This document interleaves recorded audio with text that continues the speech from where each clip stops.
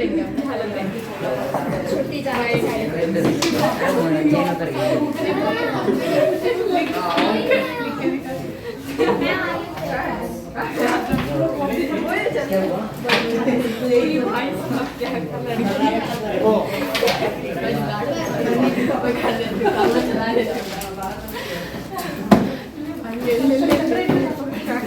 Advantages of manure. Manure के क्या है?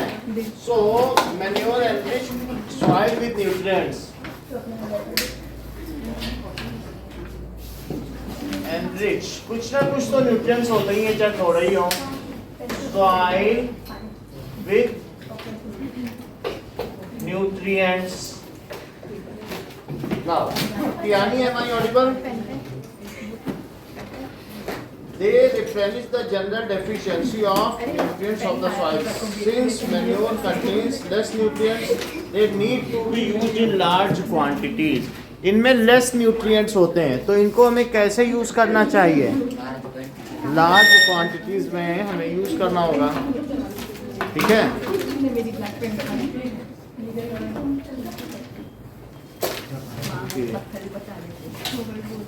Now, who is with name of Santosh? Am I audible? Arpita, am I audible?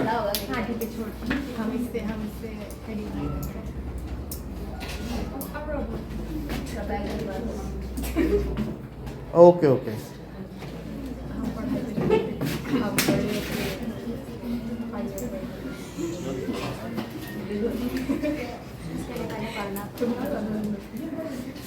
Now,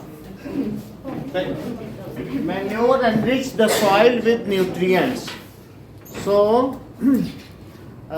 as they contain less amount of nutrients, so they are required in large quantities. आपको अपने यहाँ अगर manure डालना है खेतों में तो ट्रक में डालना पड़ेगा, और यूरिया आधी बोरी में ही छिड़काव कर तो काम बन जाएगा. तो मैन्योर बहुत ज़्यादा चाहिए होता है. So as इनमें क्या होगा? Manure contains less nutrients. So it is needed in large quantities.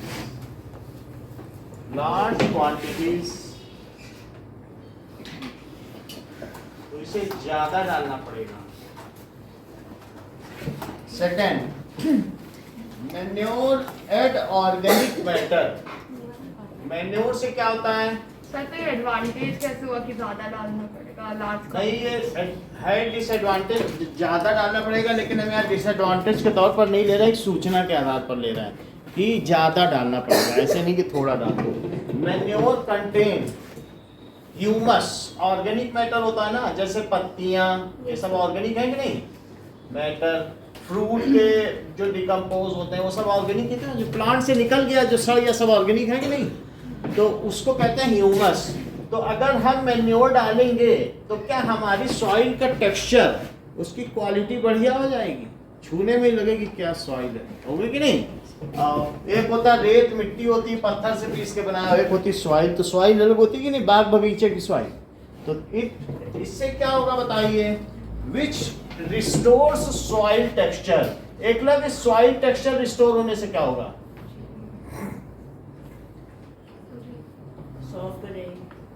Soil texture, ठीक है. It contains vermicompost and earthworm. इसमें बहुत सारा कुछ होगा कि नहीं? तो vermi form and earthworm होने से अगर इसमें आप कई दिनों तक, 15-20 दिनों तक छोड़ दो तो भी कुछ उसको वो नहीं होगा. इसलिए डेलिकेट नहीं सिस्टम. खेत बाग बगीचे छोड़ो तो कुछ, और यूरिया डालने पे उसमें क्या होगा? वो डेलिकेट सिस्टम हो जाएगा, उसको रोज जाके देखना पड़ेगा. समझ में आई बात कि नहीं? तो इसलिए अगर आपका सॉइल टेक्सचर, जंगलों को कौन देखता है? कोई देखता है क्या? उसमें हजार कितना ऑर्गेनिक मैटर गिरता रहता है, कोई सफाई भी नहीं करता, उसी से मैन्योर बनता रहता है. तो इस तरीके से सॉइल टेक्सचर को ये अच्छा करता है. और जो इसलिए ऐसा सिस्टम कैसा होगा? एक होता है natural ecosystem, self sustained. Natural ecosystem कैसा है? उसको कोई देखना नहीं जाता है कि नदी में कि मछली मर ना जाए.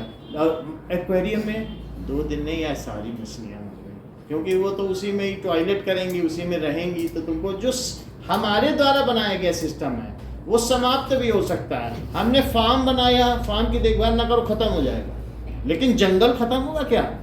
50 साल कोई ना देखने जाए। एक है सेल्फ सस्टेन्ड इकोसिस्टम, एक है artificial ecosystem, man made ecosystem. वो बड़ा डेलिकेट है, उसमें पानी न डालो, ये न डालो तो वो सब मुरझा जाएगा पौधा।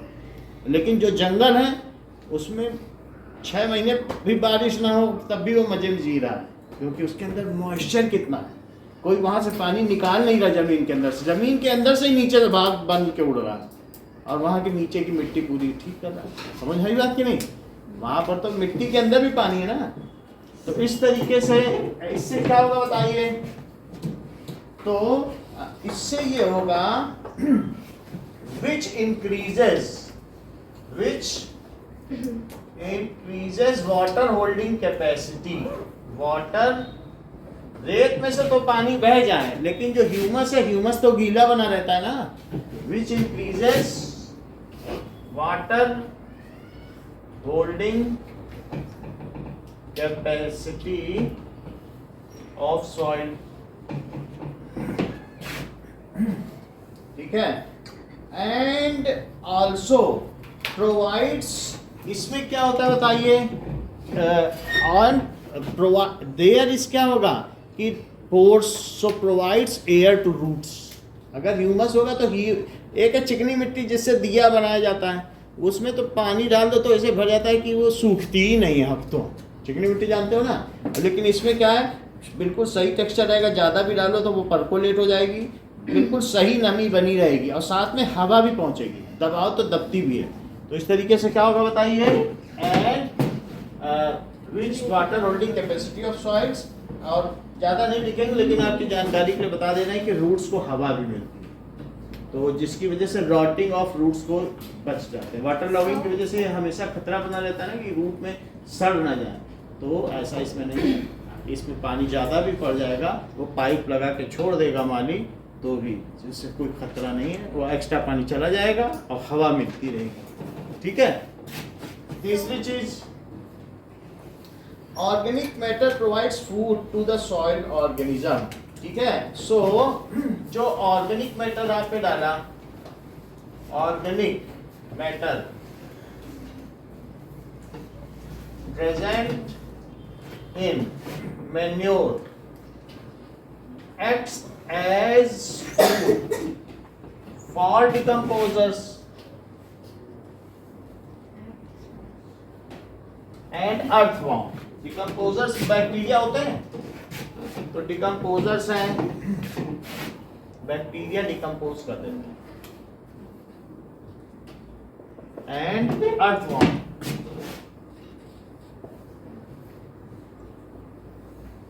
और अर्थवॉर्म उसी मिट्टी को खाएंगे, ऑर्गेनिक मैटर को, और जो अर्थवॉर्म का एक्सक्रीटा होगा वो तो सबसे बढ़िया फर्टिलाइजर है। अर्थवॉर्म ने खाया और अर्थवॉर्म ने शिट कर दी, तो उसकी जो शिट है उससे हमारा प्लांट उठे। तो इस चीज़ को कहते हैं कि हमारे मेन्योर की ताकत कई गुना बढ़ गई। अब जैसे हम लोग मुर्गी को खिलाते हैं कंकड़ पत्थर, देती अंडा, तो ये तो सोना दे रही है। जो हम लोग की खली का भूसा उसा है ना, दाल हम खा देते हैं, और उसकी जो छिलका है वो उसको खिला देते हैं। ये जो सबसे घटिया दाल हो जो कोई ना खाता, मुर्गियों को खिलाओ, बदले में दे देगी बढ़िया प्रोटीन। तो प्रोटीन, लो क्वालिटी प्रोटीन से हाई क्वालिटी प्रोटीन चाहिए, तो उसके लिए हमें क्या कर देना चाहिए? पोल्ट्री फार्म खोल लेना चाहिए कि नहीं? उससे बढ़िया क्या होगा? एयर प्योरीफायर लगाना चाहती हो, उससे अच्छा 2 प्लांट लगा दो। प्लांट जो है वो तुम्हारा लाखों का एयर प्योरीफायर है। So and earthworm which help, which वो क्या करेंगे बताइए? Which help in maintenance, maintaining, ठीक है, help which help in providing nutrients to plants. वो खुद न्यूट्रिएंट्स देंगे, प्रोवाइडिंग। अब जैसे कहो यूरिया ला के डालें न्यूट्रिएंट्स टू प्लांट्स, तो वो जैसे पिता कहे कि यूरिया ला के डालनी खेतों में, यूरिया होती नहीं, तो बच्चा बोलेगा पापा चिंता मत करो, अर्थवॉर्म ने यूरिन कर दी होगी पापा, तो अर्थवामी तुम्हारे खेतों में यूरिन कर रहा है छोटा छोटा एक एक ड्रॉप, तो तुम्हें यूरिया डालने की क्या जरूरत है? और यूरिया तुम ऊपर से छिड़कोगे, पता चला पत्ते भी जल गए, और वो तो नीचे नीचे कर रहा है, तो बोलो उससे अच्छा कुछ होगा क्या? ना।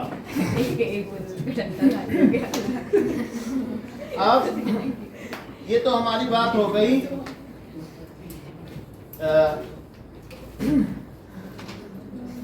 फर्टिलाइजर। देखिए फर्टिलाइजर, एडवांटेजेस ऑफ फर्टिलाइजर, ठीक है। फर्टिलाइजर क्या चीज होती है? सो these are manufactured in factory by using chemicals. Fertilizers are plant supplements manufactured in factories by using chemicals. Mainly it contains NPK. ये इनमें क्या चीज होगी बताइए? नाइट्रोजन, पोटेशियम और phosphorus. Fertilizers are plant supplements. Plant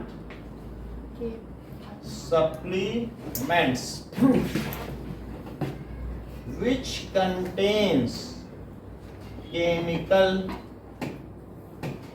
and are prepared in factories.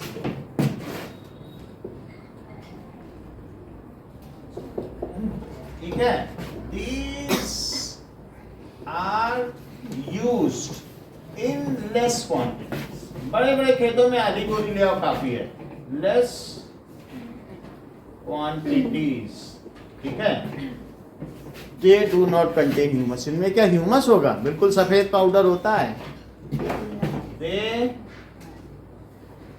do not contain humus, ठीक है। It primarily contains NPK.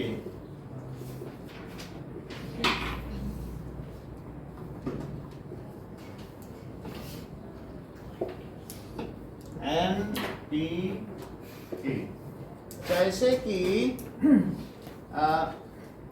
Ammonium sulphate, ऐसे बड़े सारे आते हैं। इसका एग्जांपल है यूरिया। बाजार में यूरिया आती कि नहीं? कई बार आप ऐड भी देखते हो कि नहीं फर्टिलाइजर्स के? अमोनियम सल्फेट, कुछ किसानों पे ऐसे ऐड आते नहीं कि ये वाली यूरिया डालो, ये यूरिया डालो, ऐसे किसी किसी चैनल पर आते हैं, तो राजस्थान के चैनलों पे आते हैं। और इसके अलावा अमोनियम सल्फेट, अमोनियम सल्फेट ये भी एक तरीके का है। देखो अमोनियम, ये फार्मूला तो समझ में आया। इसकी वैलेंसी इसमें लगा दो, इसकी इसमें लगा दो। NH4 की एक होती है प्लस, इसमें लगा दिया, सल्फेट की दो होती, इसमें लगा दो अमोनियम सल्फेट ना। तो ये लेस क्वांटिटी में यूज किए जाते हैं। ओके, तो अब हमें ये पता चल चुका है कि मैन्योर और फर्टिलाइजर्स क्या क्या होते हैं।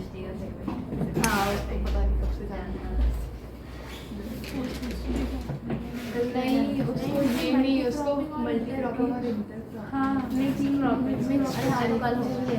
सो manure is natural substance. Manure क्या आप लोगों ने मैन्योर घर पर बनाया? एक मटके में गमले में रख करके पत्तियां ऊपर से मिट्टी डाली तो मैन्योर बन जाएगा। नेचुरल सब्सटेंस, ठीक है। And which is obtained by decomposition of cow dung and plant residue, which is obtained by decomposition of cow dung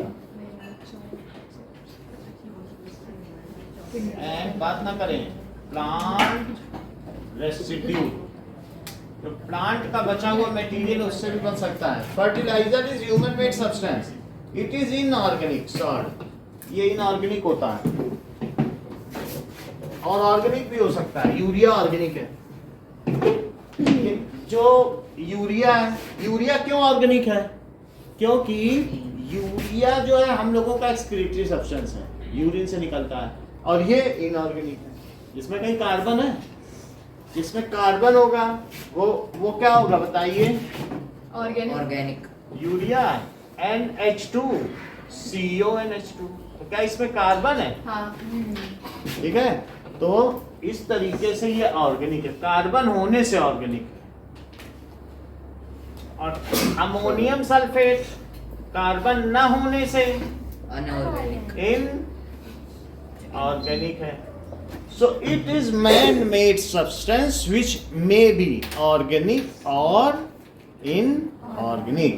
देखो, तो ये जो चीज है, so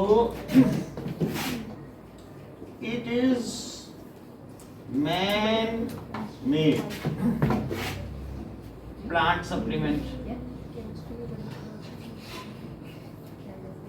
अच्छा, ये क्या ऑलवेज ऑर्गेनिक होता है? बोलिए। सर बात नहीं करो। इट मे बी ऑर्गेनिक और इनऑर्गेनिक। ये कार्बनिक और अकार्बनिक रसायन कुछ भी हो सकते हैं। Now manure is needed in great amount. तीसरा point, it is needed in large amount. और जबकि इसे क्या होगा? It is needed in small amount. ठीक है, so there is no cost needed to prepare manure. हम वेस्ट से प्रिपेयर कर सकते, कुछ जरूरत है क्या बनाने की? जबकि there is money needed to purchase fertilizer. No money is needed to prepare it. ठीक है, no money is needed to prepare it. It can be prepared at home domestically बनाया जा सकता है कि डोमेस्टिक। घरेलू साधनों से। भाई अपना वॉशरूम या टॉयलेट खोल दो, पूरे गांव वालों से बोलो आ जाओ हमारे यहाँ, बढ़िया मैनोर बनाओ खेत में, पब्लिक फ्रूट खाओ। So money is needed to purchase it.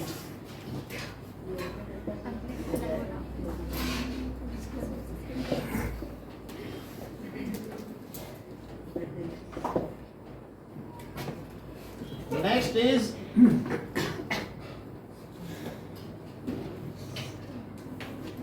manure is not nutrient specific. और जबकि फर्टिलाइजर न्यूट्रिएंट स्पेसिफिक है। तुम्हारे में नाइट्रोजन की कमी हो रही तो वो खरीद के लाओ। बाजार में 20 तरीके के हैं, एक दो नहीं, डाई अमोनियम फास्फेट है। हमारे पास घर में सब रखा है, आयरन रस्ट भी है। जो प्लांट में जो डालना होता है वही डालता हूँ। तो ऐसा नहीं है कि हम ये देख लेते हैं कि क्या चाहिए उसे, क्या कैल्शियम चाहिए। जैसे गेंदा होता है मैरीगोल्ड, तो उसको कैल्शियम की रिक्वायरमेंट है, तो उसमें प्याज डालता हूँ, प्याज के छिलके। तो किसमें क्या डालना है ये हमें पता होना चाहिए। और किसमें नीम की खली डालनी है, किसमें सरसों की खली डालनी है, किसमें डाई अमोनियम फास्फेट डालना है, किसमें आयरन रस्ट डालना है, हर एक चीज़ का पता होना चाहिए। तो हमें ये मालूम है कि किस प्लांट को कितना पानी चाहिए, कितनी धूप चाहिए, कितना मैन्योर डालना है, तो फिर हम उसके हिसाब से डालते हैं। कितनी फर्टिलाइजर डालनी, कौन कौन सी, तो वही हमने खरीद के रख लिया। ठीक है, अब जरा देखो, बोलो।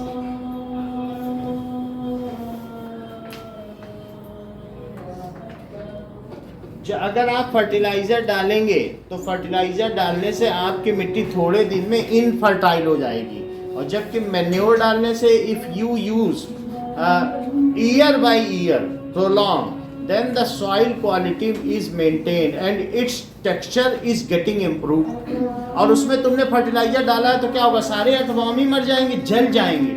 तो वो कहेंगे भाई अब हम तो चले परदेश, हम परदेसी हो गए, छोड़ा अपना देश। अब तुम्हारे भरोसे है वतन साथ क्यों, तो वो अपना छोड़ देंगे, खेत मर जाएंगे बेचारे, और तुम्हारा खेत तुम संभालो, पानी डालो। तो वो अच्छा है कि अर्थवार्म का होना अच्छा है, क्योंकि वो वीडी साइट को भी किल करता है और अच्छे लोगों को भी किल कर देता है, तो वो चीज़ सही नहीं है ना। मैन्योर से क्या होता है कि तुम्हारा खेत कभी भी रेतीला नहीं बनेगा, और जबकि फर्टिलाइजर ज़्यादा डाल दिया तो जल जाएगी मिट्टी। समझ में आया? उसके अंदर से जो ऑर्गेनिक ये डिकम्पोजर्स है वो भी मर जाएंगे। बोलो बात सही है कि नहीं? तो इस तरीके से हम और क्या लिख सकते हैं बताइए मैन्योर में कि next point is fifth point, so manure is not nutrient specific. ऐसे तुमने डाल दिया, अब उसमें जो हो पता नहीं गोबर में कुछ है भी कि नहीं, वही मिलेगा तुम्हारे। एनपीके थोड़ा बहुत होगा तो होगा, बाकी आप सोचो कि कैल्शियम मिल जाए, मैग्नीशियम, ऐसा सब कुछ नहीं होगा। तो it is not nutrient specific. और जबकि बाजार में तुम मैग्नीशियम सल्फेट मांगोगे तो मैग्नीशियम सल्फेट देगा 60 रुपए का। मैं एसएस से खरीद के लाया 1 किलो, आराम से डालता हूँ, नींबू ही नींबू होते हैं। तो एप्सॉम साल्ट डाल देता हूँ, MgSO4, जो चाहिए वो ले आओ बाजार से। कितनी अच्छी चीज़ है कि नहीं? कई केमिकल्स तो यहाँ से उठा के ले जाता हूँ, जब सल्फर की जरूरत होती है सल्फर ले जाता हूँ, और थोड़ा थोड़ा छिड़काव कर दिया, मजा आ जाता है। तो इस तरीके से it is not nutrient specific. और इससे पता चल रहा है ना इसमें कि क्या है, इसमें N है, सल्फर है, तो स्पेसिफिक हो गया कि नहीं? ऑक्सीजन हाइड्रोजन तो उसे मिल जाएगा, लेकिन ये सब मेन है। तो ये क्या हुआ बताइए? It is nutrient specific. ये अच्छा, इसके अलावा it maintains the soil texture year by year और सेफ गार्ड्स द डिकम्पोजर्स। ये डिकम्पोजर्स को बचा कर रखता है कि नहीं? और जबकि ये क्या कर देगा? Kill the decomposer. तो सॉइल की जो सस्टेनेबिलिटी है वो घट जाती है। समझ में आया कि नहीं? It can be used in abundant quantity because it is not bad for soil. If it is used in large quantity then it is harmful to soil. जला देगी तुम्हारी मिट्टी को। समझ आया? वो मिट्टी किसी काम के नहीं रह जाएगी। इफ इट इज यूज्ड इन, अगर से लार्ज क्वांटिटी में यूज किया तो क्या होगा? Quantity, then soil becomes better. और if it is used in excess quantity soil become infertile. सब जल जाएगी। तो तुम्हारी जड़ जो होती है ना, बड़ी कोमल होती है, और तुम अगर उसे ऐसे रसायनों में डाल दोगे तो क्या वो रह पाएगी? तो वो तो मर जाएगी ना। इसलिए यूरिया डालते समय इस बात का भी ध्यान रखा जाता है कि इतने दूर के घेरे में यूरिया डाली जाए। जड़ के पास डालोगे सब जल जाएगा। So if it is used in large quantity या एक्सेस क्वांटिटी, लार्ज तो क्या लिखोगे? एक्सेस लिखोगे, excess, then it makes soil. ये क्या करती है? सॉइल को क्या बना देगी? बोलो, इन फर्टाइल। सॉइल को इनफर्टाइल बना देगी ना।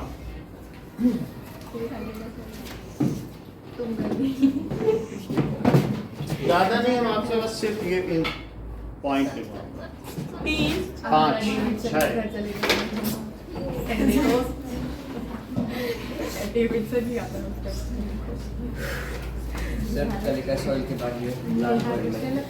मतलब if it is used in access it makes soil infertile.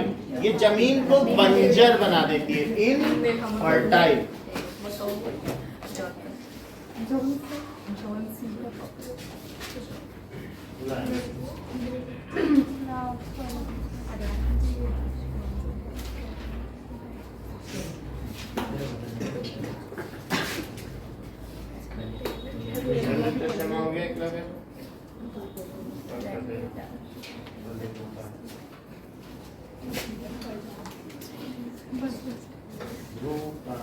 जमा कर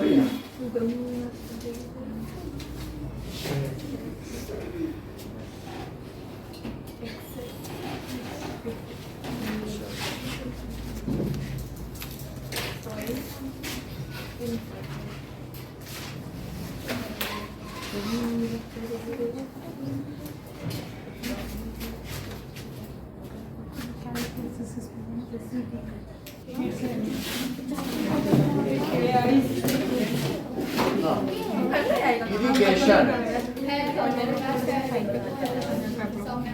दो बजा के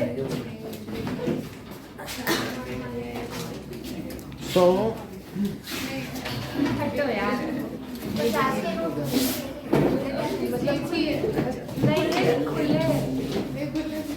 ऑन टोटल 100 करने थे फिर ज्यादा चल में बात ना करें। इरिगेशन सिंचाई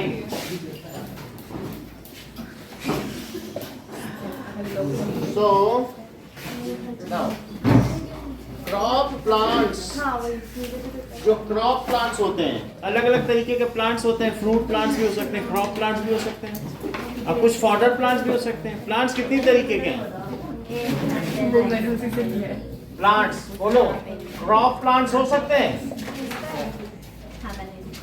और फ्रूट प्लांट्स हो सकते हैं ये खत्म हो गया तो उसमें और फॉडर प्लांट्स हो सकते हैं। Yes sir. और बोलो फ्लावर प्लांट्स। मेरे को कोई नहीं बोलेगा फ्लावर प्लांट्स हो सकते हैं और हाँ फ्लावर प्लांट्स मेडिसिनल प्लांट्स और प्लांट के अच्छा प्लांट कमर्शियल। ये सही बता रहे हैं टिम्बर प्लांट जिनमें क्या हो सकते हैं कि लकड़ी मिले। Yes sir. वैसा प्लांट कौन होगा? टिम्बर। टिम्बर का मतलब लकड़ी। वो था ना टिम्बर और कुछ प्लांट ऐसे होते हैं जो बहुत महंगे मिलते हैं ऑर्नामेंटल प्लांट। कौन से? सोना चांदी देते हैं मतलब उसके जो फ्लावर्स हैं या कुछ भी है ना वो बहुत सजावट के काम में आते हैं। बहुत बड़े बड़े या उसकी पत्तियां इतनी डिजाइनदार होंगी या कुछ ऐसा होगा जो 5 स्टार के बाहर ही लगे। एक तो वो होता है जैस्मीन उन प्लांट्स का जो शेप होगा रूट्स का या जड़ों का वो बिल्कुल अलग ही होगा, दिखने में ही लगेगा। हाँ ऐसे कुछ खूब दिल्ली में जाओ तो खूब लगे।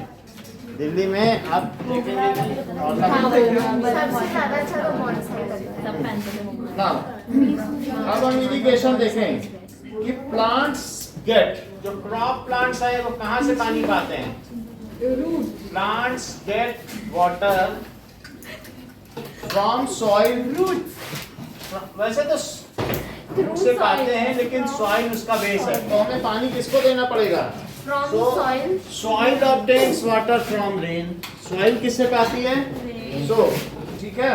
अब process of supplying water to crop plants. Process of supplying वो तो नेचुरल सोर्स है रेन, लेकिन हम रेन के भरोसे नहीं बैठे रह सकते हैं ना। हमें तो देखना पड़ेगा हमने सीड का दान लगाया तो ऐसे बैठ जाओगे क्या रेन के भरोसे? तो process of supplying water to crop, water to crop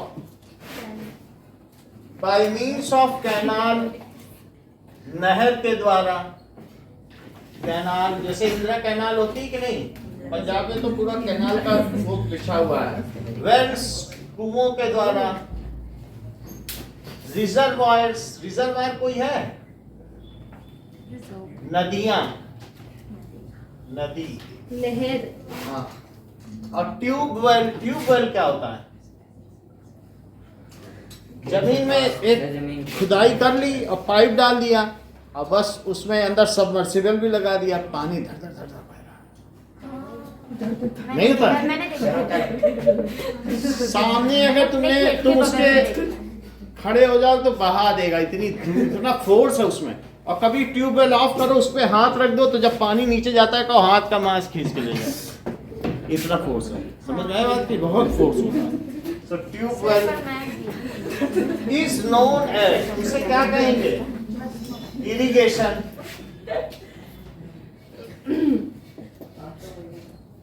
irrigation कहेंगे। सो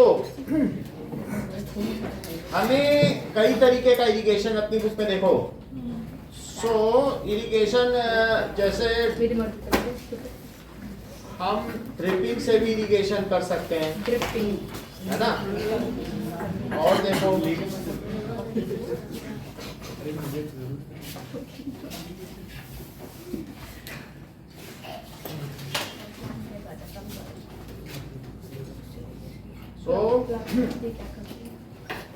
अलग अलग चीजें हैं। India has wide variety of water resources, these are in addition to the वो रेन के द्वारा तो होता ही है इरिगेशन, ऐसा नहीं। रेन मेन सोर्स है, rain is the main source of irrigation to plant.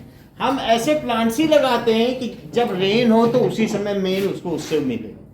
हाँ, जैसे वेजिटेबल्स हाँ। को शायद ज्यादा पानी चाहिए था ना। Rain is main source of water supply to plants। और जो ये है ये भगवान के द्वारा इरिगेशन है। ये ना कह देना कि हम बाहर खड़ के इरिगेशन करवाना है, बारिश हो रही है इरिगेशन, तुम्हारा हाथ नहीं है। वो इरिगेशन वर्ड में ही नहीं आएगा, वो ईश्वर करा रहा है, आप नहीं करा रहे। तो इस तरीके से नेचुरल सोर्स है, इसके अलावा जो तुम कर रहे हो वो इरिगेशन है, वो नहीं आएगा इरिगेशन। अब जरा देखें तो हम ये सारे जो इरिगेशन के मेथड यूज करते हैं, सो प्लांट्स शुड गेट, ठीक है, adequate water at right stage. ऐसा नहीं कि जब लगाया नहीं पौधा पानी डालना शुरू कर दे और मर जाएगा।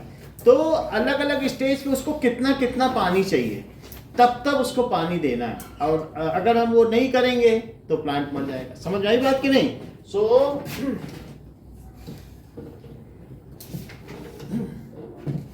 Crops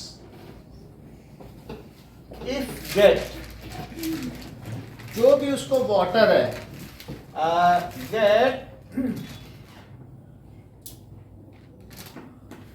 water at right stage of growing, तो उससे क्या होगा बताओ?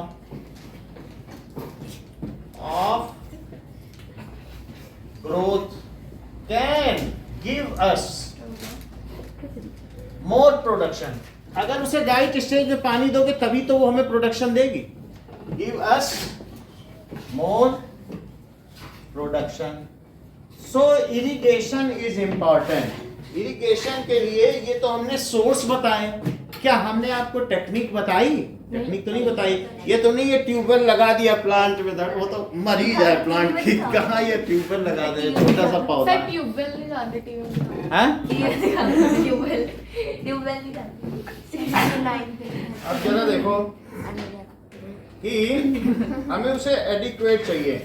नाउ आप ये देखें कि जो वेल्स होते हैं, दो तरीके के वेल्स होते हैं, एक डग वेल्स होते हैं और एक ट्यूब वेल्स होते हैं। अगर आप डग वेल है, जमीन खोद के बना रहे हो, तो डग वेल है, वो घिरनी की सहायता से नहीं निकालते हैं, वो डग वेल है। लेकिन पानी ट्यूब वेल भी है। अगर छोटा सा बना दिया छेद और उसी में ट्यूबवेल लगा दिया और पता चले नहीं हमें अब पानी अंदर से नहीं लेना, वहाँ वो जो सोर्स सूख गया है, हमने अपना पाइप निकालना शुरू किया, सारा पाइप अलग कर दिया, पता चला किसी का बच्चा खेलते खेलते गिर गया। फोन कर रहे हैं, आओ आशीष को बचाओ, गिर गया उसमें, उसको ढका भी। ये जगह जगह यही हो रहा है। यानी ट्यूबवेल है, अब ट्यूबवेल हमने अपना पाइप तो निकाल लिया, लेकिन वही जमीन के अंदर का पानी लोग पीने के लिए यूज कर रहे हैं। और जब ड्रेनेज होगा ना तो सारी दुनिया का कचरा उसी से उसी पानी मिल जाएगा। तो ये फर्ज नहीं है कि अगर तुमने ट्यूबवेल निकाला, वो बात ही करने में व्यस्त है। तो अगर तुमने ट्यूबवेल निकाला है तो तुम उसे पूरी तरीके से प्रॉपर सील कर दो, क्योंकि जो तुम्हारा छना हुआ पानी है, परकोलेटेड वाटर है, सीप होकर जा रहा ना, ये फिल्टर है। सॉइल क्या है, उसके नीचे पानी जा रहा है, और तुम अगर एक होल खुला छोड़ दोगे तो क्या वो उसमें नाली नहीं बन जाएगा नीचे का पानी, और वही कोई पी लेगा, उसमें कचरा भी जाएगा। तो क्या ये अच्छी चीज है? तो जिसने बनाया है उसका फर्ज है कि उसे वो क्या करे, ढक दे। इवन कुएं पे भी लोग जाली लगा के रखते हैं, हाँ। या उसकी जगत ऊंची बनाते हैं, जिससे कि जो किनारे का घेरा ऊंचा बनाते हैं कि जिससे कि अननेसेसरी का बाहर का पानी ना, या ऊंची जगह पे बनाते हैं। वो किस लिए? कि अंदर का पानी हम ले रहे हैं तो वो खराब ना हो। तो इस तरीके से ऐसा किया जा सकता है। अब देखिए कि वेल्स अलग अलग आपकी बुक में लिखा है, वेल के बारे में पढ़ो। तो वेल क्या होते हैं?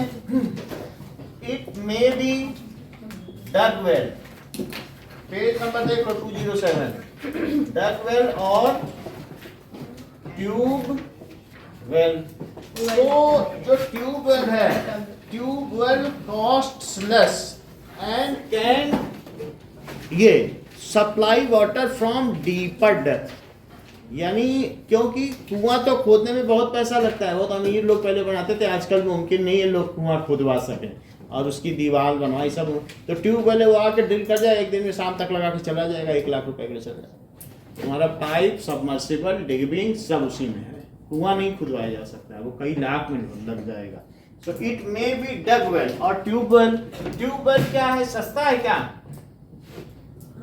Tubewell is cheaper, costs cheaper. और क्या है बताइए?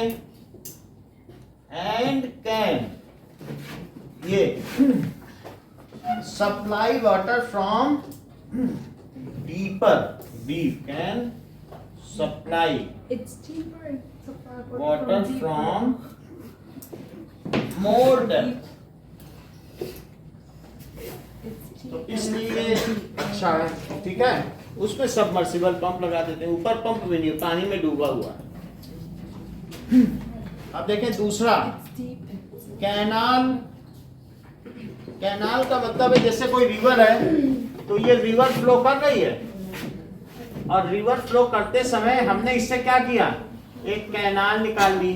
और कैनाल बिल्कुल प्रॉपर होती है, ऐसे नहीं है, इसको सीमेंट से बनाया जाता है, इसमें पानी आगे आगे बह रहा साइड में है सर ऐसे और इसी कैनाल को फिर आगे बाइफरकेट भी कर सकते हैं।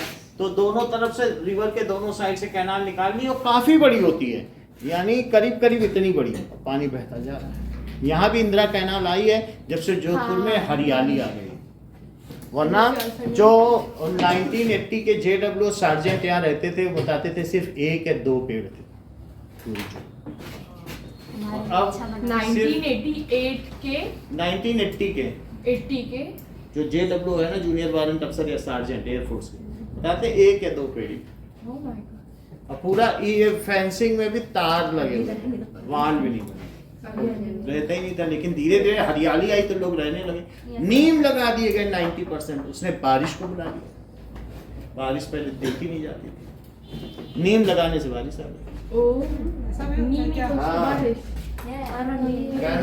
So it is extensive. तभी इधर बारिश। पंजाब और हरियाणा क्यों इतने ज्यादा हैं? क्योंकि वहां पर कैनाल सिस्टम है, कैनाल का जाल बिछा हुआ है। 5 तो नहीं, So नदियाँ it उनके is- पास है। क्या उनको अब अभी भी केनाल में चलाएंगे। ये कैसी है? Network of irrigation system. ये आप समझिए एक्सटेंसिव, यानी जाल बिछा है इसका, extensive network system, irrigation system. और यहाँ का जो इंदिरा कैनाल है उसका पानी कहाँ गिरता है आके? केलाना नहीं हाँ गए तो हो गए, एक बार तो गए हो हाँ, गए। तो इरिगेशन केलाना नहीं। सिस्टम, और फिर वहां से पूरे जोधपुर में पानी आता है, ठीक है। जो भी है। Canals are connected from rivers. Canal किससे कनेक्टेड है? Canals are connected from river and, ठीक है। We can connect canal to our farm from small tubes. Water tubes होती हैं, तो पाइपलाइन से हम ले लें उससे पानी, या कैनाल में से एक मोटा पाइप ले करके आपके यहाँ तक आ जाएगा। And we can connect our farm from tube. ये जो भी होंगी वाटर ट्यूब्स होती हैं, तो उनसे कर सकते हैं। And can be connected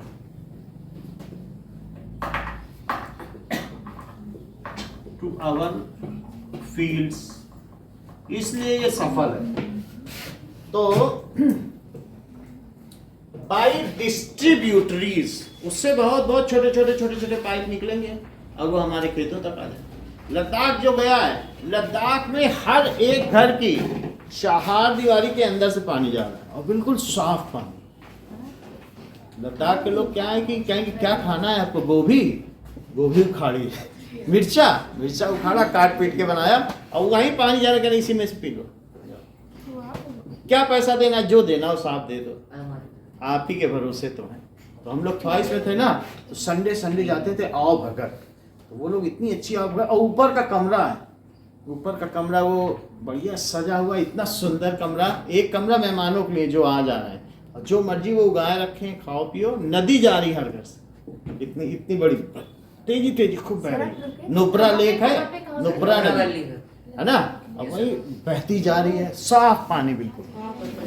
sir आप वीडियो में आपने हम लोग वहीं पर थे, तो लेकिन बहुत अच्छा है। उसी में अगर तुम पानी पी रहे, बंगाली मछली आ गई, खा लो।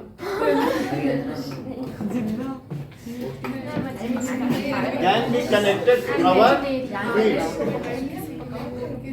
by ड्यूटरीज। उसमें से डिस्ट्रीब्यूटरीज हैं, बहुत सारे, और निकाल लो कुछ भी पाइप्स, तो फिर ये चीज हो जाती है ना। रिवर क्या होती है, क्या रिवर के द्वारा भी ये हो सकता है? ये रिवर है, और ये क्या है, कैनाल को आगे तुम चाहो तो डिस्ट्रीब्यूटरी में तोड़ दो। एक तो पंजाब कहीं चला गया, तो कोई दूसरे करनाल चला गया, तो दूसरा सिरसा चला गया, हरियाणा में ही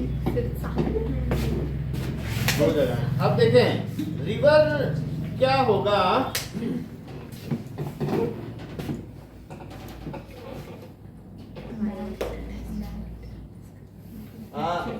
जैसे नेक्स्ट पॉइंट है रिवर लिफ्ट सिस्टम।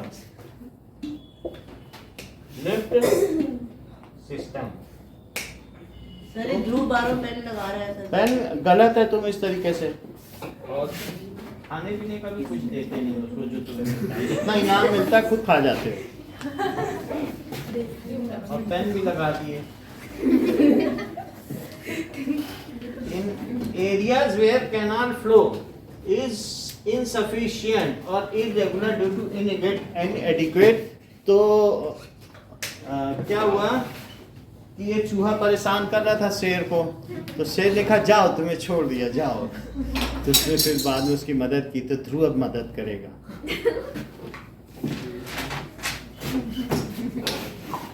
कहेगा तुमने मुझे छोड़ दिया है, मैं तुम्हारी जाल काटूंगा।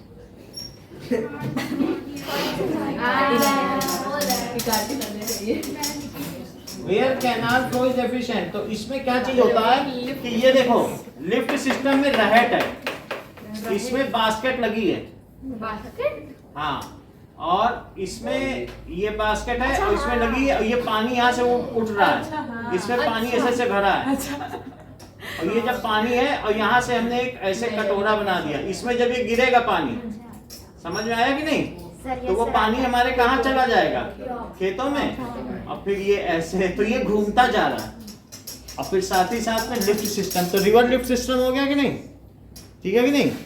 तो आगे देखो, तो river lift system next is, उससे कोई दिक्कत नहीं, तुम डिस्टर्ब मत हो, कान में शीशा पिघलवा डलवा लो, उससे क्या है कि तुम बहरी हो जाओगे और सुनाई भी नहीं पड़ेगा। इससे क्या है,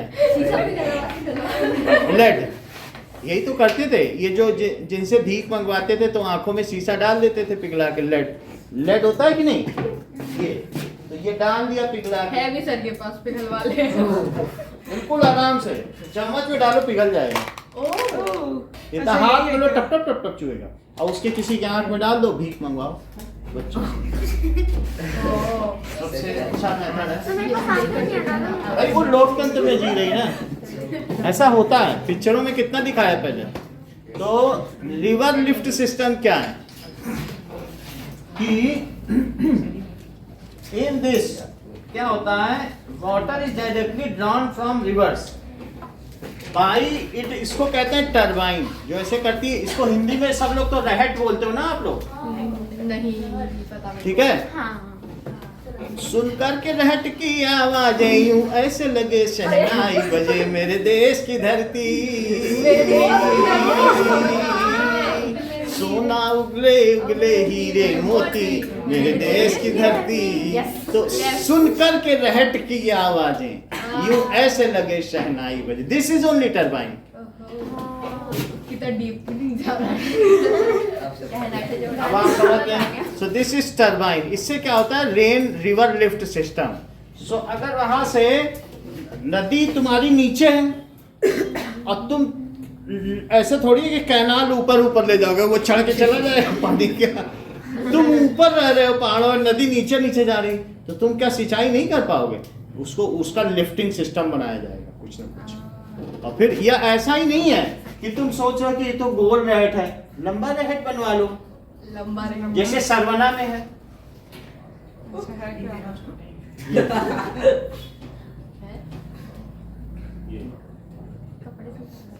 कपड़े और यहाँ ऐसे है और यहाँ प्लेटफॉर्म है, यहाँ गिरा गिरा के जाएगा और तुम उसमें अपना पैकेट डाल दो। तुम्हारा पैकेट पर्ची के साथ पड़ गया, ऊपर जाओ क्या तो मेरा सामान दो।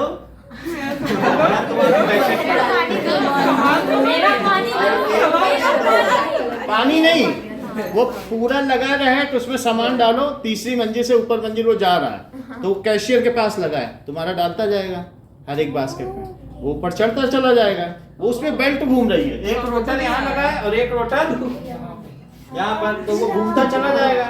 समझ नहीं होता ऐसा कि सर, अगल बगल। एयरपोर्ट ये पूरा जा रहा है। सर वो नीचे वाला अगल बगल है।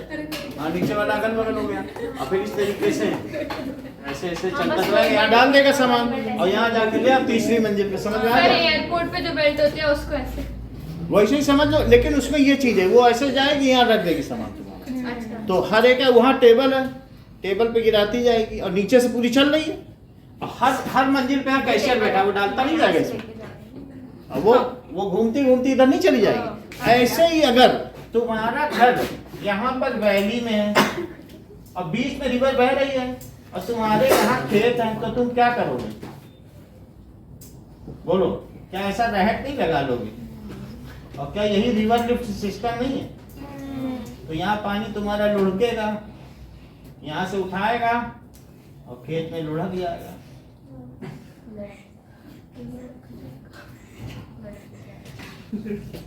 ऐसे समझ आई बात की नहीं?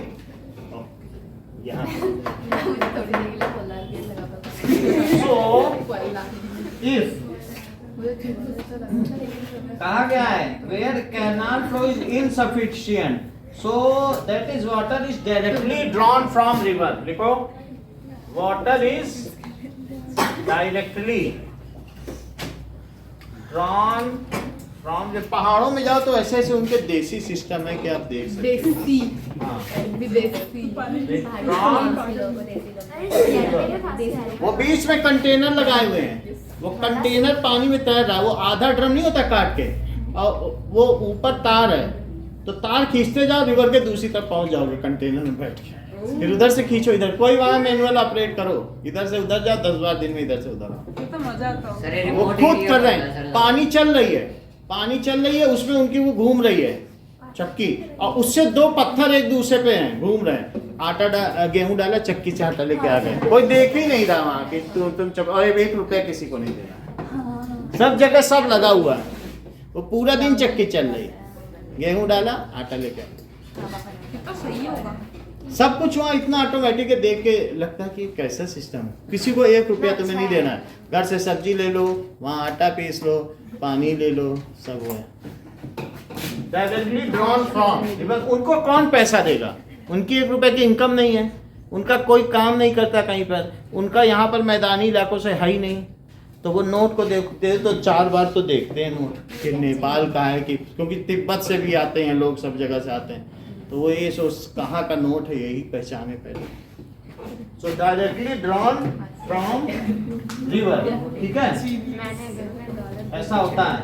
फॉर बाय लिफ्ट सिस्टम, किस तरीके से? Water lift system. ऐसे इस सिस्टम का नाम क्या है? टरबाइन। ऐसा है, टरबाइन से कर सकते हैं। नेक्स्ट देखो, टैंक। जैसे इनके यहाँ कुल्स होते हैं, तो अलग अलग जगह पे क्या होते हैं कि पहाड़ों पर ही गड्ढे कर लिए इन लोगों ने और यहाँ पानी भर लिया कुल, तो ऐसे जगह जगह कहीं ताल बनाए जाते हैं, यहाँ पर भी ताल होते हैं कि नहीं, पानी भर लिया, राजस्थान में कितने गहरे गहरे हैं, तो उसमें पानी भर लिया और फिर उसके बाद क्या हुआ, it can be used later on. So tank बनाए जाते हैं, जरा देखो इस चीज को। सर वो गोल गोल भी हाँ दिखा देते हैं। सर वो बता रहे थे ना वो सर अभी देखा अभी नहीं, दिखा देते हैं। मैंने देखा, मैंने सब देखा, मैंने यूरिया डाल के देखा है सब। सर आप मैंने देखा, देख लिया। हाँ? अब ये टेस्ट में आप टेस्ट लेंगे ना तो ये आप पूरा लेते हैं? नहीं कुछ नहीं है इसमें। Water tank in Rajasthan. याद नहीं दिलाते याद सर नहीं। भूल गए थे, अच्छा खासा कुछ होता भी है टेस्ट। हमको 2 दिन में कंप्लीट करना है। 102 नोट। ब्यूटीफुल टैंक्स इन राजस्थान।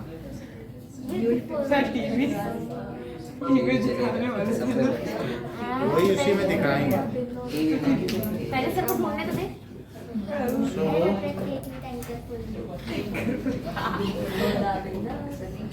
ये बम्बम खोले man made large tanks with stairs.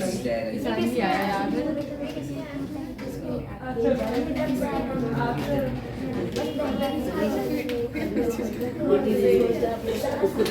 In Rajasthan. इस डांस पे डांस कितना किया है क्या बोल रहा है इस गाने पे डांस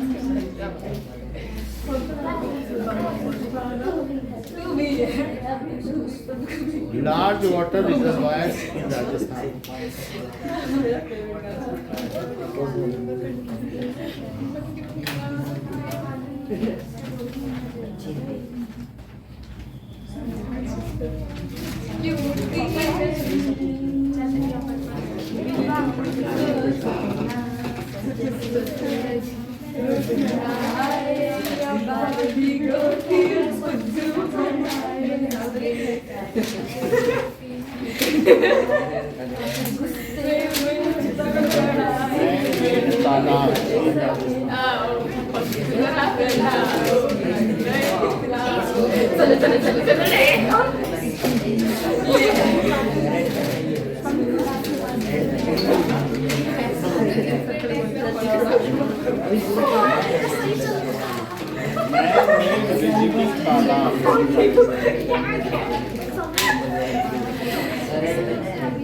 चलो इसको दिखा देंगे, लेकिन बहुत बड़े बड़े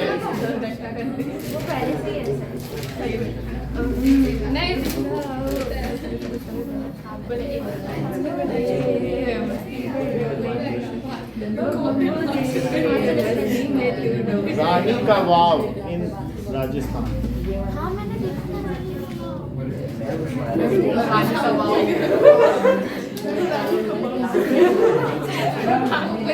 रानी कबाब पावड़ी इन राजस्थान।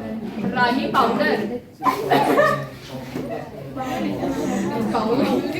अभी तो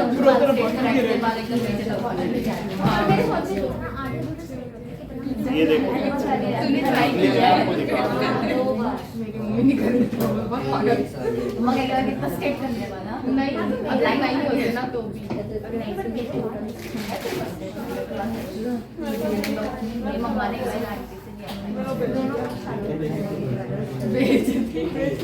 ओएलएक्स पे बेच ओएलएक्स पे बेच क्या 20 रुपए में पैसा 20 रुपए मुझे बेचना मेरी मम्मा बोल रही है 20 रुपए में ये भी नहीं बेचेगी चारों मेरी मम्मा ने 40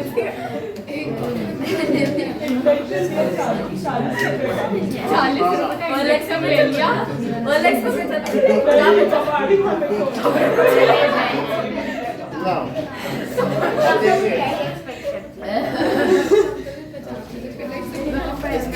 तो पर एकदम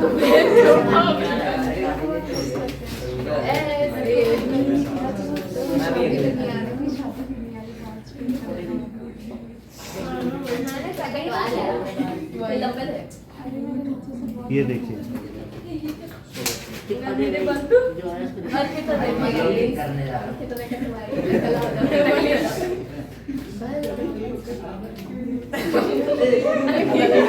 बीच में एकदम राइट ये देखें सनी कैसे तय करा अर्पिता डर गई क्या कर रही हो क्या किया ये बन गई सुबह तो गाना बोलेगी क्या सुबह तो ला लेके मुझे लगता है कि से तुम्हारी ये देखो सामने आप देख सकते हैं यहाँ पर एक मंदिर है वो भी तो लोग तालाब बनवा लेते थे उसमें पानी भरा रहता था आसपास के लोग लेते थे पानी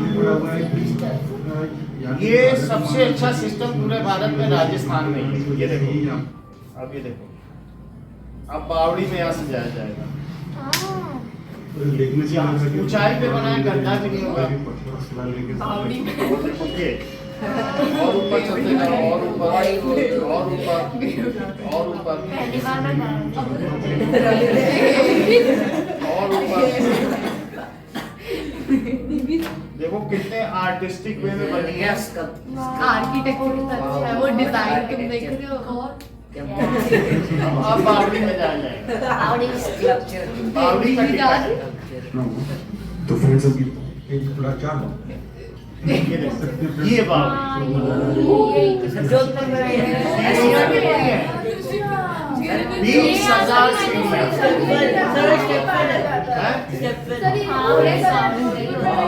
हाँ, तो आप देखो जितना पानी वहां तक सीढ़ियों से चल के चले जाओ उठा के बाल्टी में। अरे कोई नीचे गिरा तो जितना पानी उतना और गिरे तो पानी में गिरे जान भी गई मेरा सिर बैठा अभी जाना थोड़ी देर है जो मान लो पत्थरी पे गिरे मुझे जाना है लेकिन जाना है ये देखो पूरा नीचे तक पूरा जीने ही जीने हैं। ये और सब 100 स्टेप पर 112 इसको चौहान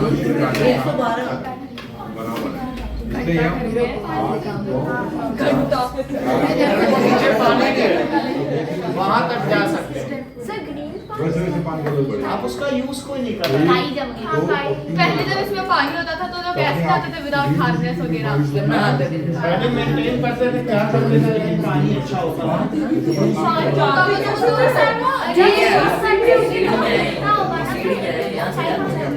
तब नहीं यूज होता था तब यूज होता था ये देखो कितनी खतरनाक सीढ़ियां हैं ये सर सर ये जो सीढ़ियाँ है जब अरे सर रुकना सर इसमें पानी होता था तो वो तो और स्लिपरी होता था सीढ़ियाँ चढ़ ऊपर ले जाते देखो क्या लिखा है क्या वाकई में भूत बनाते थे बावड़ियां क्योंकि रातों रात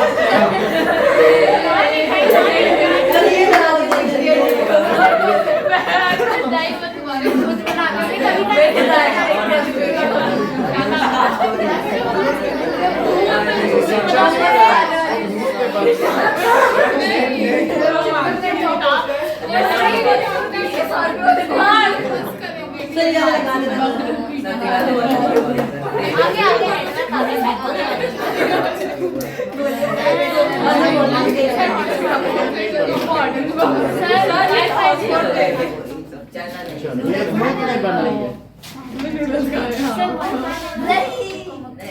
चल ही नहीं रहा अरे भूत सर बना- एक बार दोबारा यूट्यूब अरे मतलब हिस्ट्री में सर जाके वाईफाई लगवा लो हो रहा हो रहा अब देखो तो वाईफाई लगा लो तो tanks are small storage reservoirs अभी हो जाएगा फिर लेके जाओ सर हम दोनों के पास फोन आप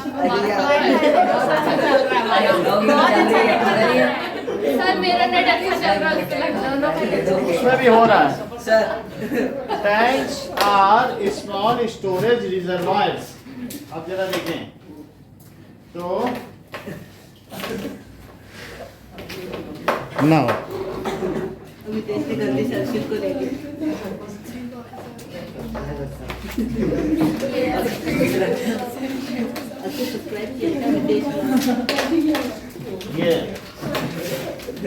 so small storage reservoirs so which store run off water into small area जो पानी बह रहा है उसको इकट्ठा कर लेते थे है ना which store run off होता है कि नहीं पानी वो बावड़ी में जा गिर जाएगा रन ऑफ वाटर नहीं बहता हुआ पानी वो उसी में गिर जाएगा which store चल गया रन ऑफ वाटर ठीक है which store डाउनलोडेड हो गया सर लगा दो सर नहीं लगा रही है देखा लागू होता है ना खतरनाक क्या वाकई भूत ने पता चला विदेश वहाँ पे आया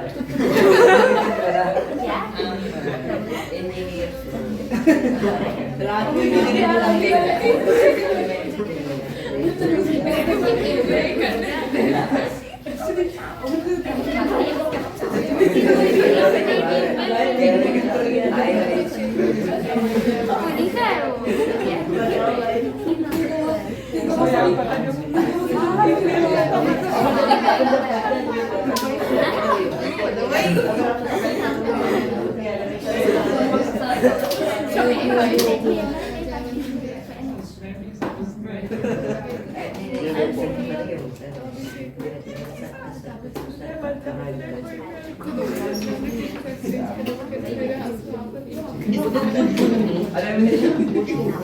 सर फुल स्क्रीन चांदपानी को लेकर लोग एक कहानी और बताते हैं कि वर्षों पहले चांदनी रात में एक बारात ने यहाँ पड़ाव डाला लेकिन जब सुबह हुई तो पूरी की पूरी बारात गायब थी। बाराती गायब ये थी। भी जाता है कि भांडारेज, अलूदा और आभानेरी की चांद बावड़ी आपस में सुरंगों के माध्यम से जुड़ी हुई है। बावड़ियां भी सुरंगों से जुड़ी हैं। तीनों बावड़ियों को भूतों ने अरे सुनिए अगर वाकई इन बावड़ियों को भूतों ने तो भूतों की ये कार्य करिए।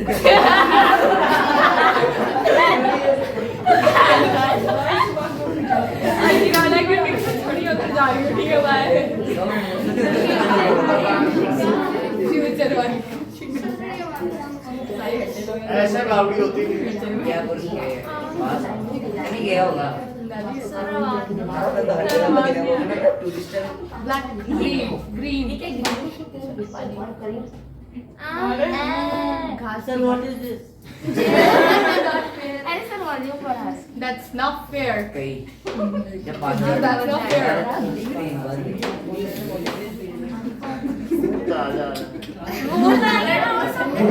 बनाया यस यस पानी का रिसाव न हो। इस बावड़ी के 3 हिस्सों पर करीब 3500 सीढ़ियां बनाई गई। ये सीढ़ियां इतनी खूबसूरत तरीके से डिजाइन की गई थी कि किसी भूल भुलैया से कम नहीं थी। चौकियां और मंडप भी बनवाए गए ताकि चौकियों पर आराम किया जा सके। बीच में मंडप भी है। ध्यान और पूजा की जा सके। शादी भी होती है चांद बावड़ी 35 मीटर चौड़ी, 100 फीट गहरी और 13 मंजिल वाली थी। कहते हैं कि इस बावड़ी में आप जिस रास्ते से नीचे जाते हैं उसी रास्ते से ऊपर नहीं आ सकते। ये सीढ़ियां इतनी कंफ्यूज कर देती है कि अगर आप पहचान के लिए कोई सिक्का भी सीढ़ियों पर रखकर जाए तो भी आप आसानी से रास्ता नहीं ढूंढ पाएंगे। चांद बावड़ी ने आभानेरी की खूबसूरती में 4 चांद लगा दिए। इस बावड़ी के बनने के बाद तो जैसे राजस्थान में बावड़ियां बनाने का दौर ही शुरू हो गया। राजस्थान और गुजरात के इलाकों में पानी की कमी को देखते हुए राजा और देखो सो सर ट्यूबवेल दिखा दो एक बार प्लांट्स आर स्मॉल, ये वाले में सब दिखता है, उसमें डाउनलोड करना पड़ता है। सो अभी क्या चीज है, इस पे पहले डाउनलोड करो फिर शो करो। ये वो ऐसा नहीं है, ठीक है, ये सस्ता फोन है। ये चीप भी ठीक है। चेक Now- इनका 3000 वाला ये ये 3000 का विच store run of water, 3000 run of water in tanks Nokia आता है वो and later on use it for irrigation। बाद में इसे सिंचाई के लिए यूज करते थे। तो जब बारिश होती थी तो रन ऑफ वाटर यूज कर लेते थे, ठीक है। अब जरा देखो कि मक्की गुजर हमारा तीसरा पॉइंट क्या है। क्या ये बी पॉइंट था इरिगेशन, और ए पॉइंट क्या था न्यूट्रिएंट्स मैनेजमेंट। और थर्ड पॉइंट क्या है? क्या क्रॉपिंग पैटर्न, जिनके बारे में हम लोग जान चुके हैं। तो let us see about third point, और कुछ और भी चीजें देखें अगर कुछ बच गई।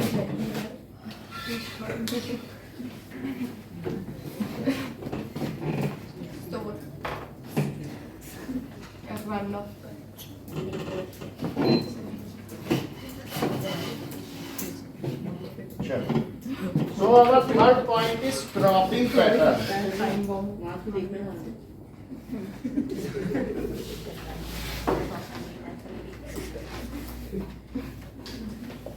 क्रॉपिंग पैटर्न क्या हो सकता है? Different ways of growing crops can be used, ठीक है, to give maximum benefit. Nowadays dams are made. आजकल क्या बनाए जा रहे हैं? Dams for better irrigation technique. Dams में तो पानी की कमी कभी होती नहीं है, ये भी चीज है। नाउ क्रॉपिंग पैटर्न में क्या है? मिक्स्ड क्रॉपिंग, जो कि कवर कर दिया गया है। सी कहाँ से है सर? ये कौन सा वाला सी है? और दूसरा क्या है? मिक्स्ड समझते हो? ये इसका था ना। ग्रोइंग टू और मोर क्रॉप्स। हमने बीच वाले के 3 हिस्से किए थे। क्रॉप प्रोडक्शन मैनेजमेंट, उसमें क्या चीज बताई थी? याद आ रहा है? Flow chart. Low cost production. नहीं, crop production management. Next crop और इंटर क्रॉपिंग। अच्छा न्यूट्रिएंट, हाँ ठीक समझ गए। और अब उसी का ये तीसरा हिस्सा है मिक्स्ड क्रॉपिंग। तो मिक्स्ड क्रॉपिंग में आपको व्हीट प्लस ग्राम करना है। अगर व्हीट लगा रहे हो तो एक ऐसा हो जो कार्बोहाइड्रेट का हो, तो एक कैसा हो जो प्रोटीन ले। दोनों कार्बोहाइड्रेट के मत लगाना। नहीं आती है समझ। कार्बो समझ आया कि नहीं? एक को नाइट्रोजन चाहिए, एक को कार्बोहाइड्रेट। व्हीट को तो कार्बोहाइड्रेट चाहिए ना। अलग अलग लगाओगे तो सॉइल दोनों को एक साथ दे सकेगी। दूसरा बुक में देखो और क्या दिया है? व्हीट प्लस मस्टर्ड लगा दो। व्हीट प्लस ग्राम लगा दिया। अब क्या लगा दें? व्हीट मस्टर्ड किसके लिए है? फैट के लिए। क्या? तो फैट रिजर्वायर, तो उसको विटामिन चाहिए। इसी तरीके से ग्राउंड नट प्लस सनफ्लावर दोनों अलग अलग हैं। तो इससे क्या होगा कि इससे लगाने से एक फसल बची रहेगी, आपकी दोनों कभी नहीं खराब होगी। मूंगफली और सूरजमुखी। सूरजमुखी sunflower. Groundnut plus sunflower. तो ऐसा पैटर्न करेंगे, then your one crop will be insured. Covered wheat plus ground. Then failure of cropping, both the cropping will be less. Then failure of both cropping will be less. Is less, and soil is in better condition to supply nutrients to both the crops simultaneously.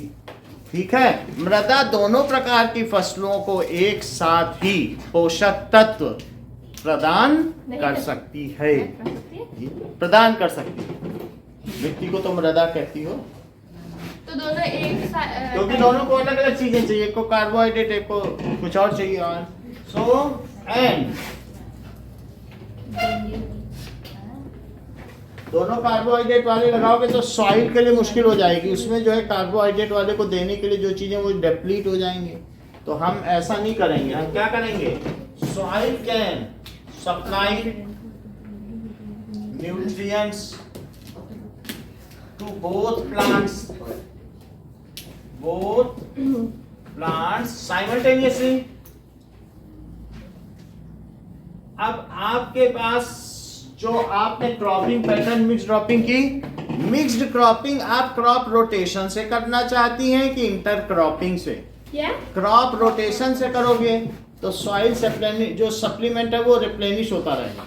उसने इस बार उनको carbohydrate दिया, घुमा दो spin, तो वो दूसरी आएगी, तो तब तक दूसरी चीज फुलफिल हो जाएगी। इंटर क्रॉपिंग में करोगे तो इंटर क्रॉपिंग में देखो फोन आ रहा है। अब दूसरी बात हुई कि अगर इंटर क्रॉपिंग में करोगे तो डिसीज से बच जाएगा कि नहीं? ठीक है, तो फोन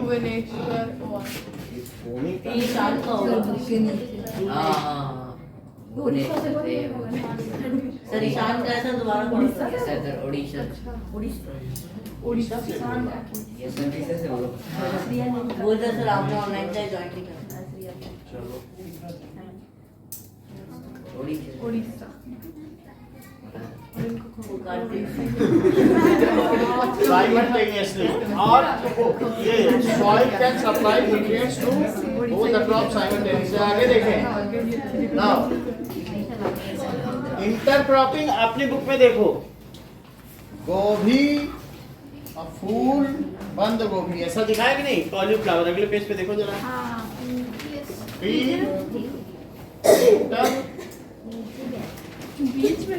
क्रॉपिंग अब बीच में पता नहीं चल रहा है so growing of different crops on a piece of land in pre plant succession इसको क्या कहेंगे is known as crop rotation intercropping का क्या मतलब है कि when a few rows intercropping is growing two or more crops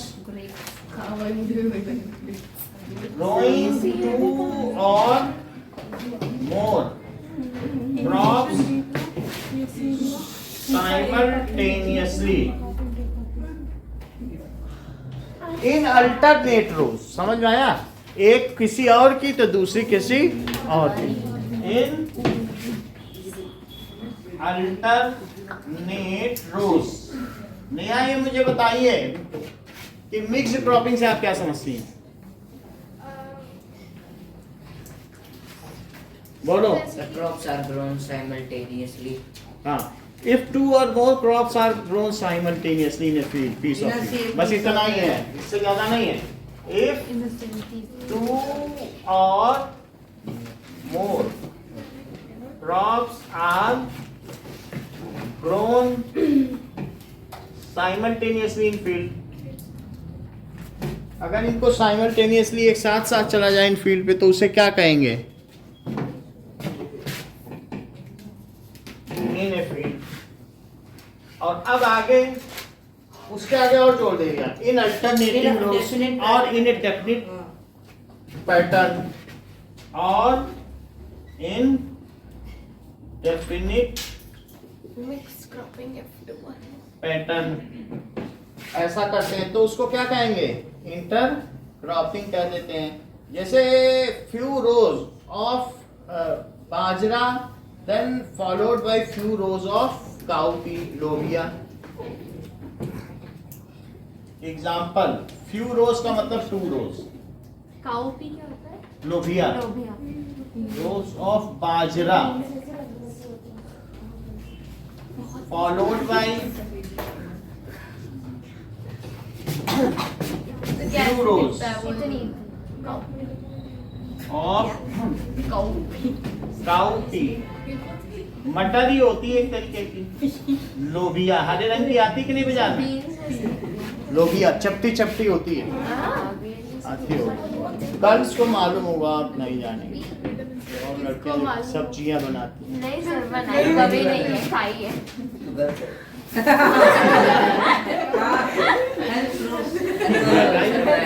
क्रियादास ने भी लिखा है कि गरज सुधा रिपु करिय मिताई गोपत सिंधु अनंत शीतला मतलब भगवान की अगर कृपा हो ना तो वो गरल विष को अमृत कर दें गरल सुधा और रिपु करिय मिताई दुश्मन को दोस्त बना दे और गोपद सिंधु सिंधु इतना बड़ा हो जाए गाय के खुर के समान और अनल शीतलाई और आग ठंडी पड़ जाए ये भगवान की कृपा हो तो मतलब हम इस देश में इसके लगभग अब ये देखिए यहाँ तक बात समझ में आ गई इंटरक्रॉपिंग सो क्रॉपिंग ठीक है mixed cropping also can be done in a field with crop rotation either with intercropping भी कर सकते हो और with crop rotation mixed cropping can be done in a field mixed cropping का सिर्फ हमारा ये फायदा है कि सारी फसल बर्बाद ना हो एक बर्बाद हो तो दूसरी का पैसा मिल जाए कि नहीं क्रॉपिंग और पता चला मैंने आलू उगाया अच्छे अच्छे बीज दिए अब जब बाजार गए कि आलू बेचेंगे 2 रुपए किलो बिक रहा अरे इतना तो पैसा यूरिया में लगा दिया, 7 रुपए किलो का तो हमारी लागत है, यहाँ तो 2 रुपए किलो मिल रहा है, लौटा है। बोला मल्चिंग करो, इसी पे चला दो ट्रैक्टर, 2 रुपए किलो बेचोगे, 7 रुपए किलो खरीदा है, और उसके ऊपर अब तुम ट्रांसपोर्ट लेके जाओ। ऐसा होता है ना कई बार 2-2 रुपए किलो बिकता है। जब सब लोग आलू उगाने लगेंगे तो बाजार में आलू ही आलू आने लगेंगे। सर आपने कभी लगाया था? हैं? कंपटीशन अभी नहीं हुआ है। सर जगह फोटो को छोड़ के Mixed cropping नहीं जरूरी can be mixed cropping can be done आलू लगा हुआ either with intercropping और दूसरा क्या है, क्रॉप रोटेशन। सब लोग उस समय पीसीएम और हमने होड़ चल रही थी तो बोले, पीसीएम ने कहा हम तो 7,000 कर देंगे साल की फीस। हमने कहा तुम 7 करोगे तो हम 12 कर देंगे। क्या? तो अगर हम भी सस्ता करते चले जाए, सस्ते की होड़ होती है ना, तो सस्ता मत करो, ऐसे स्थिति में महंगाई कर दो। वरदान क्लासेस की भी होड़ चल रही थी, तो लोग सस्ता करें तो महंगा करते चले जाओ। जो 4 बच्चे ही आएंगे, 4 को अच्छा बनाओ बस। समझ आई बात कि नहीं? तो बाजार में उतरने के 2 तरीके हैं, एक चीज सस्ती कर लो, एक है महंगी कर लो, सुविधाएं बढ़ा लो। एप्पल की तरह। दूसरी चीज क्या है, बच्चों को सुविधा दो जो उन्हें चाहिए, है कि नहीं? Entrepreneurship, marketing strategy, business. Strategy हमने अपना ली।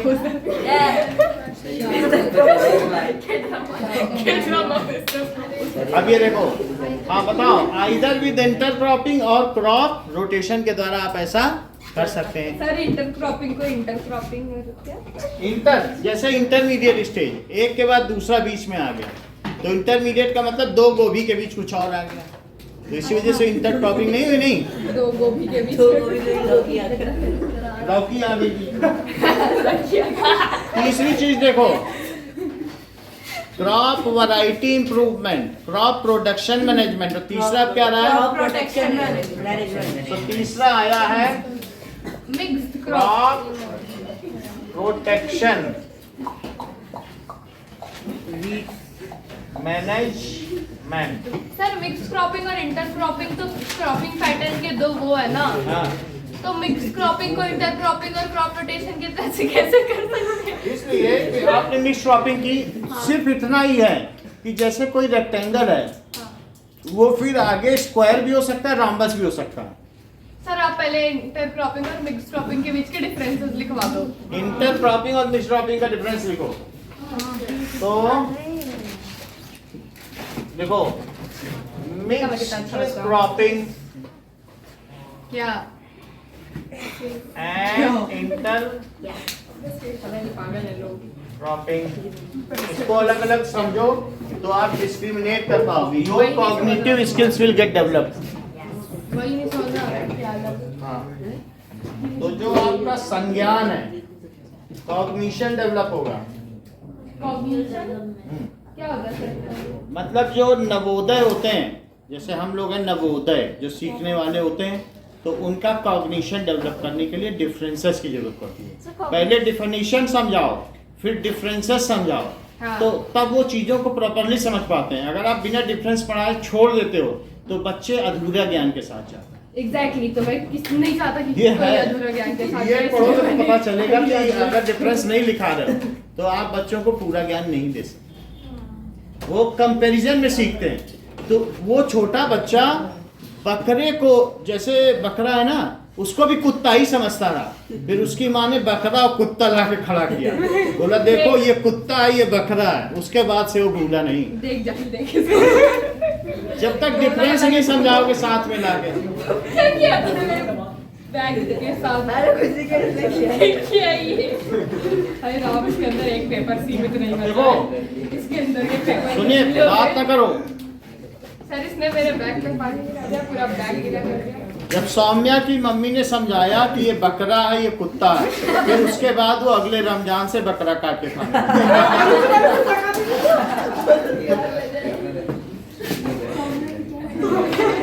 ये तो उसको बकरे कुत्ते में अंतर ही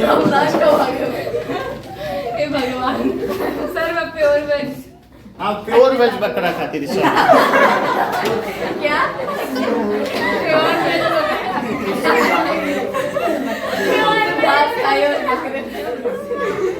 अब जरा देखते हैं it aims it is grown simultaneously sir cowpea के बारे में काऊ पी को मतलब लोबिया कहते हैं लोबिया सब्जी बाजार में आती है लोबिया ठीक है सेम जानती हो बीन्स लंबी लंबी वही है लोबिया पत्ती सेम चली आती है इट एम्स ना बात ना करें बाल हटा दो जला दूंगी मैं बाल मेरे it aims to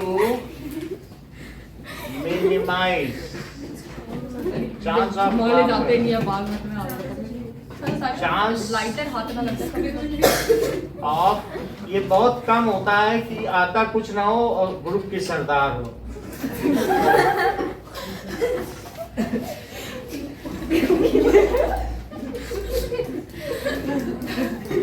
ठीक है next is it aims to increase productivity per unit area it aims क्योंकि सॉइल दोनों को सप्लीमेंट देगी अगल बगल इंटरक्रॉपिंग में तुम प्रोटीन लो तुम कार्बोहाइड्रेट लो तो वो अच्छा है कि नहीं इंटरक्रॉपिंग में so it aims to increase productivity साथ ही साथ याद कर लेना जितना करा रहा है प्रोडक्टिव पर सर ओनली डिफरेंस लिखवाएंगे हाँ एरिया अब जरा देखो seeds of two crops are mixed before sowing इसमें गेहूं में बाजरा मिला दिया और मिला के सब बो दिया सीड्स मिला दिया seeds of crops are mixed mix कर दिया कि नहीं before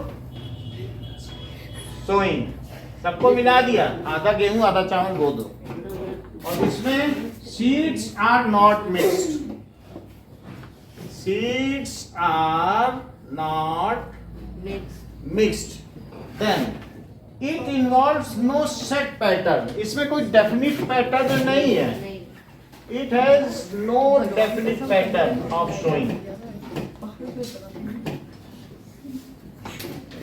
of sowing so it involves definite pattern of it has definite pattern of sowing spraying for pest देखो ये इंटरक्रॉपिंग है ये मिक्स्ड क्रॉपिंग है सर वो क्या लिखा है सर सीड्स आर नॉट क्या हाँ ठीक है तो उसको देखो हाँ, बोलो अमितेश सर वो नोट क्या क्या लिखा है नॉट फिक्स्ड अच्छा spraying of pesticide separately is different क्योंकि अब जब दोनों एक ही साथ है तुम क्या कर पाओगे गेहूं को अलग पेस्टिसाइड चाहिए अब तुम उसमें मक्का हुआ है उसको अलग से क्या अलग अलग स्प्रे करोगे सब तो एक ही में उगा डाले हो तो इसमें डिफिकल्ट है कि नहीं use of pesticide use of separate pesticide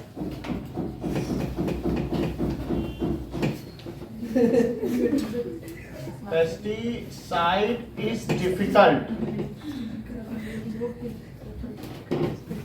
और इसमें क्या है पेस्टिसाइड्स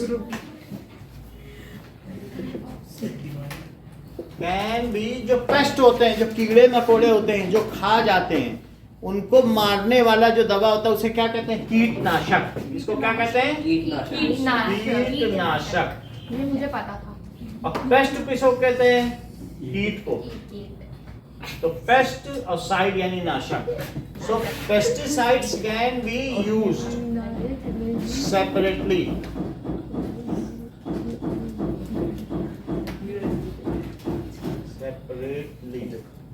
on different crops अब जरा देखो harvesting and threshing of crops is not possible. अगर जो तुम्हारे अनाज मिलेंगे वो भी मिक्स होके मिलेंगे, और फिर उनसे जो है 5 अनाजों का, जैसे पतंजलि वाले नहीं करते हैं, तो 5 अनाजों का आटा खाओ, ठीक है कि नहीं। हार्वेस्टिंग, भाई उनको रागी का भी है, गेहूं का भी, सबका आटा मिला के देना है, बाजरा सब एक साथ उगा दिया, एक साथ काट के सब जो आया उसका आटा बना दिया। तो हार्वेस्टिंग एंड थ्रेशिंग समझते हो, उसका छिलका छील के गेहूं निकालना, जौ से गेहूं निकालना, ऐसा होता है, या धान से चावल निकालना, उसको थ्रेशिंग कहते हैं। चावल भी तो कवर में होता है कि नहीं, धान नहीं देखा है।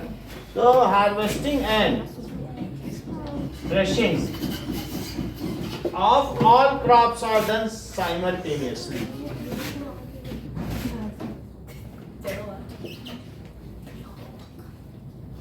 सर वो थर्ड में मिक्स क्रॉपिंग में लास्ट वर्ड क्या है?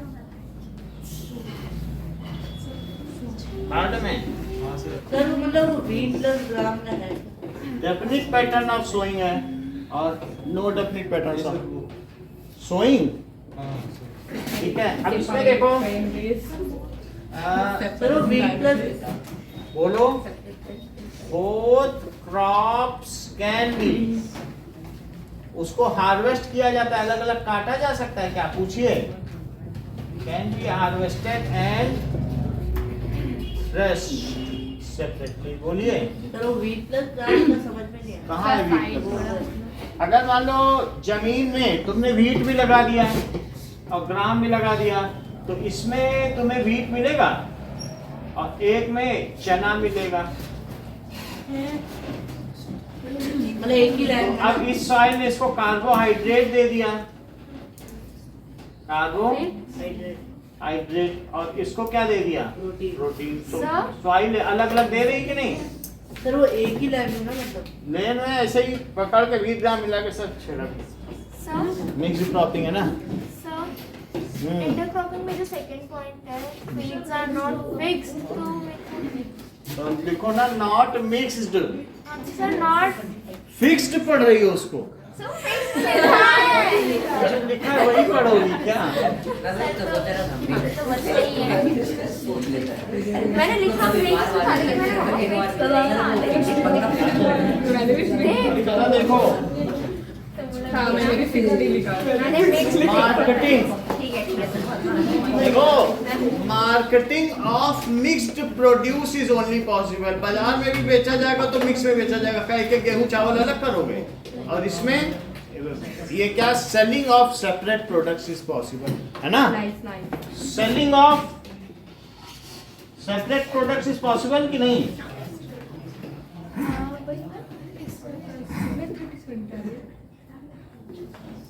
Is only possible. और इसमें क्या होगा, सेलिंग ऑफ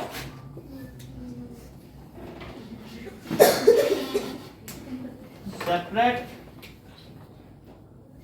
प्रोडक्ट्स या क्रॉप इज पॉसिबल।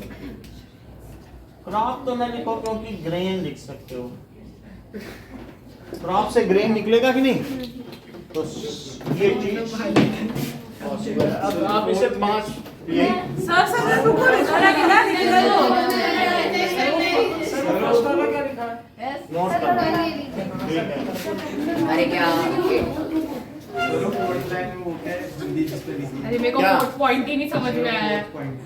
बहुत समझ लो, यूज ऑफ मतलब अगर तुमने एक ही में, यहाँ एक गेहूं का पेड़ है या मक्का, तो तुम क्या करोगे, बचा बचा के डालोगे। गेहूं में पेस्टिसाइड, मक्के में ऐसा होता नहीं है, सब एक दूसरे में वो होते हैं मिक्स, एक फैल जाएगा सब एक दूसरे में, पता ही नहीं चलेगा तुम्हें कौन सा हुआ है ना। सब तो छिड़क दिया तुमने, सब फैल जाएगा एक दूसरे में। क्या अलग अलग पेस्टिसाइड का संभव है यूज करना? हाँ, एक हाथ सीधा ऐसा नहीं होता, उसकी कुछ पत्तियों में हो ही नहीं अरे पाएगा। उसके रूट्स इधर उधर चले जाएंगे, एक दूसरे में मिल जाएंगे, पता नहीं क्या ही होएगा, लेकिन हम नहीं। फिर वही चीज होगी, 9 दिन चले 2.5 कोस, 9 दिन तक चलोगी, 9/11 पूरा दिन तुम स्प्रे करोगी तो 9 दिन में वो 2.5 कोस चला, बस इतना। तो पूछे मम्मी कितना कर पाई, बोला इतना हो गया सुबह से शाम। बोला पत्ती पकड़ पकड़ के किया था क्या? नहीं, सर कल ठीक है कल वही तो यार भूल जाती हूँ यार।